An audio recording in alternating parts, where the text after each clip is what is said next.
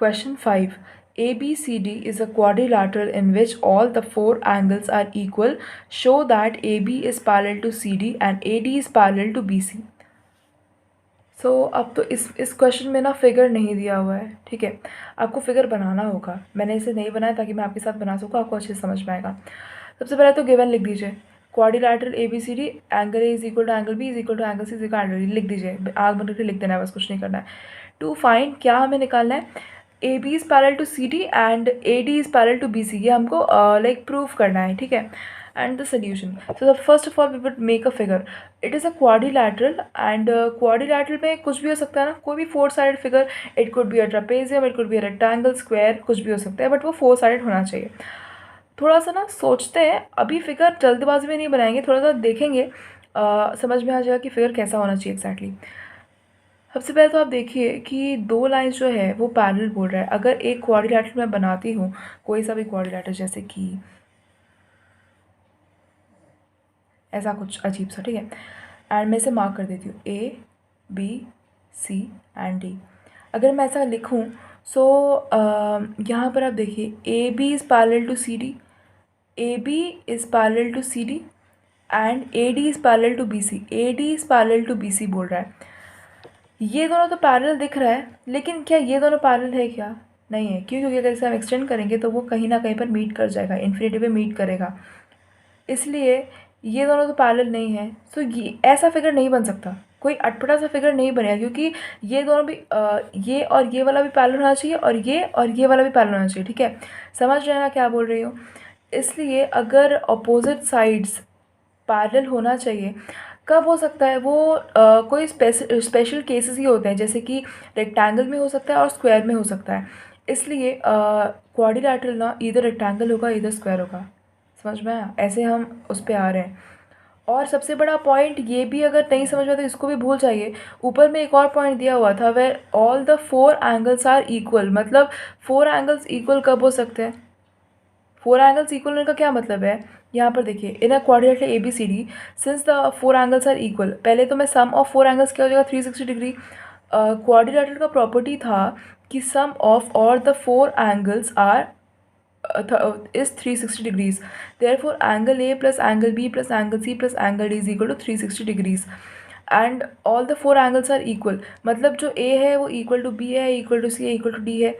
So मैं हर angle को angle A लिख देती हूँ, मतलब angle A plus angle A plus angle A plus angle A लिख सकते हैं ना ऐसे, क्योंकि ये तो सब तो इक्वल है ना, लिख सकते हैं ऐसा। सम करेंगे तो हमें मिलेगा 4 times of angle A is equal to 360 degrees. 4 यहाँ मल्टीप्लिकेशन में है, यहाँ पर डिविजन में हो जाएगा, therefore angle is equal to 90 degrees. अगर एंगल A 90 है तो B, C और D भी इसके इक्वल है, तो सब 90 डिग्रीज हो जाएगा। क्या मतलब हो सकता है? कोई भी क्वाड्रिलैटरल का अगर चारों साइड्स जो है वो 90 डिग्रीज है, इसका मतलब इधर वो एक रेक्टेंगल हो सकता है, इधर वो एक स्क्वायर हो सकता है। उन दोनों में से वो दोनों ही केसेस हो सकते हैं जब वो दोनों जो है वो आई शुड से वो 90 डिग्रीज है चारों एंगल्स, और दो जो अपोजिट उनके जो साइड्स हैं वो पैरेलल है, वो तभी हो सकता है जब वो इधर रेक्टेंगल होंगे या स्क्वायर होंगे। क्योंकि अगर हम पैरेललोग्राम भी लेते हैं ना,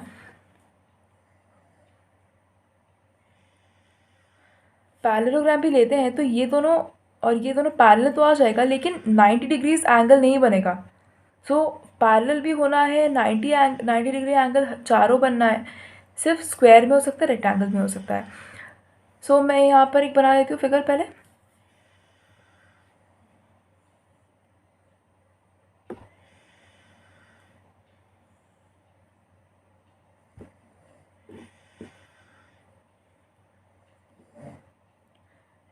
कुछ इस तरह से फिगर बना दिया मैंने। ABCD है, ये दोनों पैरेलल है, ये दोनों पैरेलल ही हमको निकालना है एंड वो हमको प्रूव करना है।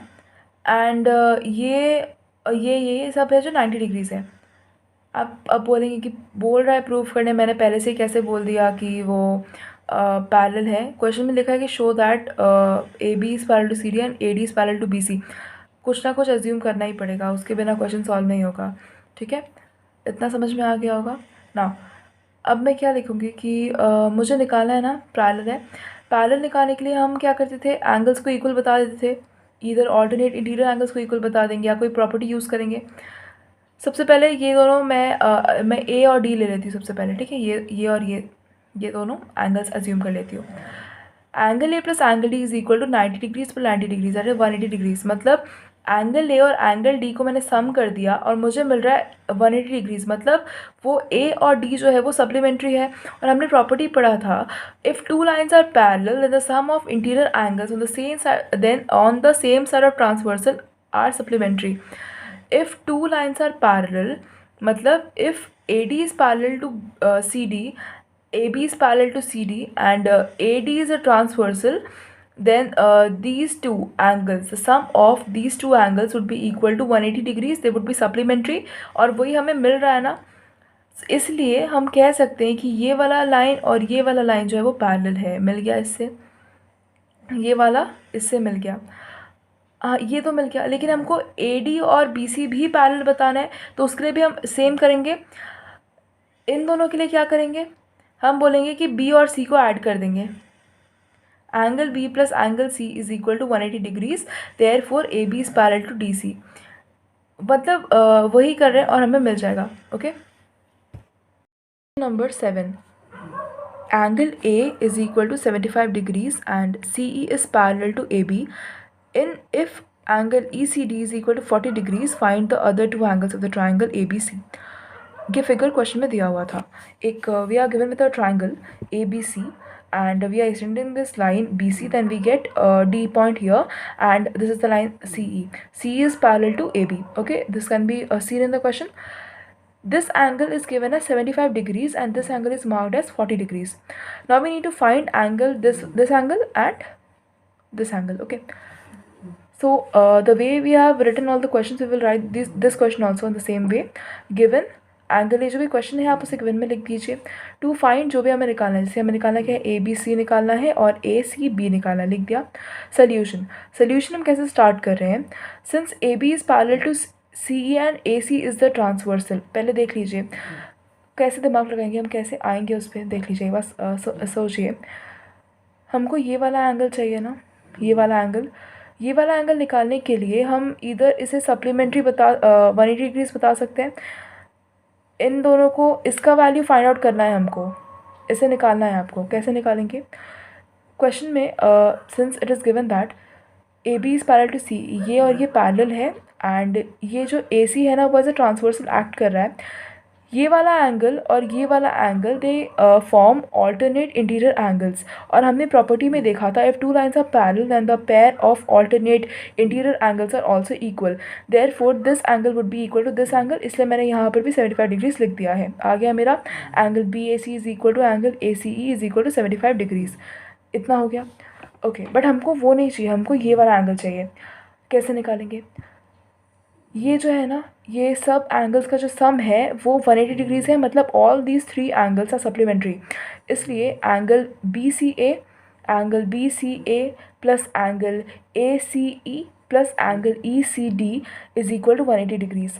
इसका वैल्यू हमें पता है, इसका वैल्यू हमें पता है, तो हम पुट कर देंगे। जो अननोन है उसे अननोन यहाँ रहने देंगे। सॉल्व करेंगे बाय ट्रांसपोजिंग, तो हमें मिल जाएगा angle BCA is equal to 65 degrees. ये वाला एंगल मिल गया, तो अब हमें क्या चाहिए, ये वाला एंगल चाहिए। कैसे निकालेंगे, निकालने के बहुत सारे मेथड्स हैं। एक मेथड ये भी होता है कि जैसे आप एक मेथड निकाल सकते हैं, angles and property of the triangle. क्या होता है, by angles and property of triangle.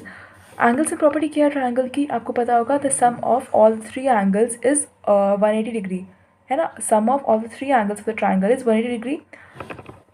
Therefore angle BAC plus angle ACB plus angle CBA, उनका जो वैल्यू होगा, उन तीनों का जो सम होगा वो हो जाएगा 180 डिग्रीज़। पुट कर देंगे, जिनका वैल्यू में पता है। ये वाला 75 रख सकते हैं यहाँ पर, दूसरा वाला अभी हमने निकाला 65, यहाँ पर रख सकते हैं। सॉल्व करेंगे, इसे ऐड करेंगे, फिर इस तरफ लेके जाएंगे तो माइनस हो जाएगा, हमें मिल जाएगा angle ABC is equal to 40 degrees. ये तो एक मेथड हुआ फाइंड आउट करने का, और एक मेथड हो सकता है जैसे हमने पहले किया था by property, using the property. ये जो दो लाइंस है ना, they seem to be parallel, है ना। AB is parallel to CE and ये भी तो एक ट्रांसवर्सल जैसा एक्ट कर रहा है ना, BD। इसलिए ये वाला और ये वाला एंगल हमें कॉरेस्पॉन्डिंग एंगल जैसा दिख रहा है। एंगल ए बी सी और angle E C D corresponding angles दिख रहा है, इसलिए ऐसे भी लिख सकते हैं कि ये भी इक्वल टू 40 हो जाएगा. Okay. Question number 8. L is parallel to M. Find X, Y and Z. In this question, the figure is given. Just have a look at the figure. Now, we need to find angle X, Y and Z, and I have marked this angle as W. This angle is given as 40 and that is given as 110 degrees. I have marked this as W. It is not given in the question, but I would require to solve all these, so I have marked this as W. Now, given L is parallel to M, to find X, Y and Z and solution. So सबसे पहले ना हम X निकालने की कोशिश करते हैं. ये वाला लाइन और ये वाला लाइन पैरेलल है, हम इसे as L and M mark कर देते हैं. जैसे कि यहाँ पर L है, ये M है और ये Q एज अ ट्रांसवर्सल है. ठीक है. सो L is parallel to M and Q is the transversal. पता था if two lines are parallel then the pairs of corresponding angles are equal. This and this they form corresponding angles. Therefore x is equal to 110 degrees. यहाँ पर आपको पता चलेगा x is equal to 110 degrees because they form corresponding angles. Then next x आ गया. अभी इसके साथ z related अब z निकाल लेते हैं, बाद में y निकाल लेंगे. z since x and z they form linear pair and we have read that in the points that have two lines are parallel and they are cut by a transversal, the common transversal, then the linear pair they are supplementary. Therefore x plus z is equal to 180 degrees. Here x plus z is equal to 180 degrees.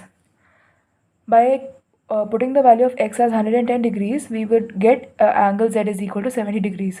Therefore angle z is equal to 70 degrees and angle x is equal to 110 degrees. So for finding the value of y, we would require the value of w. Because angle y and angle w they form alternate interior angles, and since if two lines are parallel and they are cut by transversal, then the pairs of alternate interior angles are equal. So वैसे निकाल सकते हैं, इसलिए उसके लिए सबसे पहले हम एंगल w निकाल लेते हैं.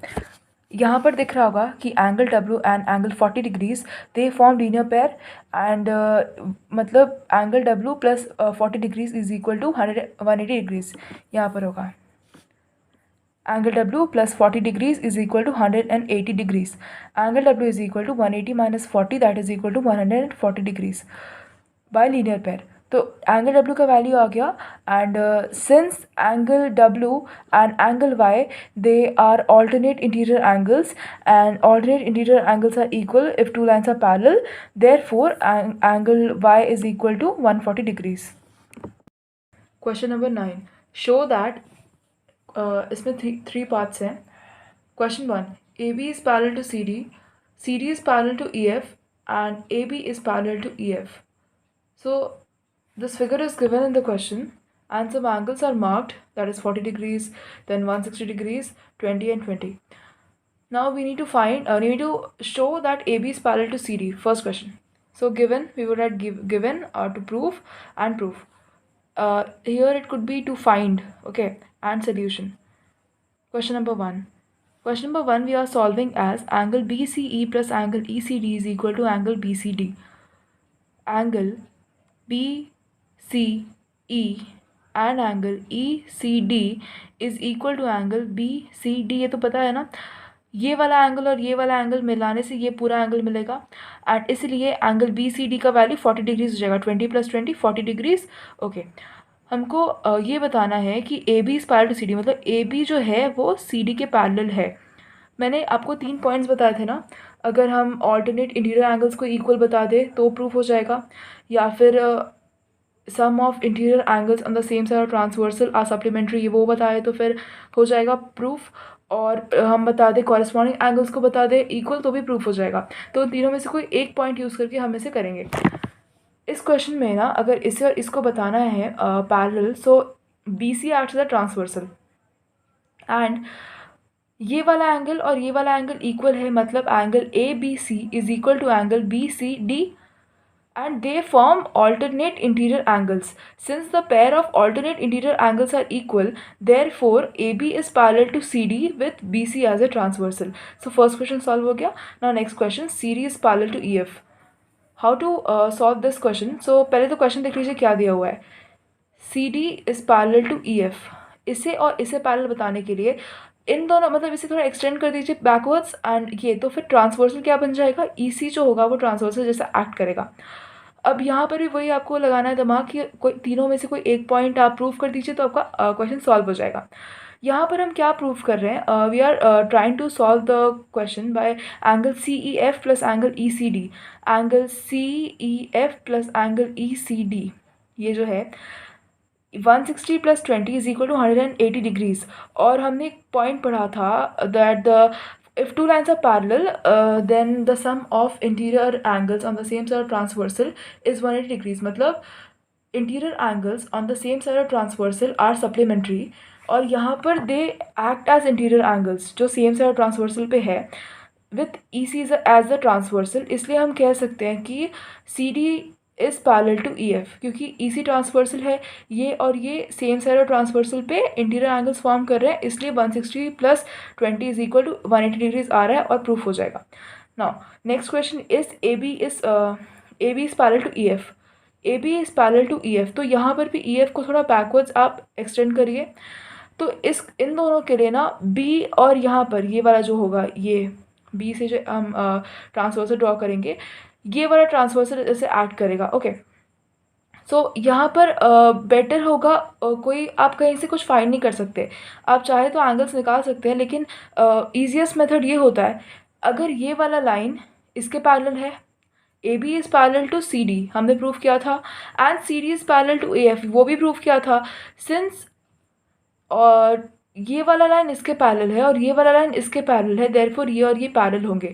तो मैंने यहाँ पर स्टेटमेंट ऐसा लिखा हुआ है, also two lines parallel to the same line are also parallel to each other, इसलिए AB is parallel to EF।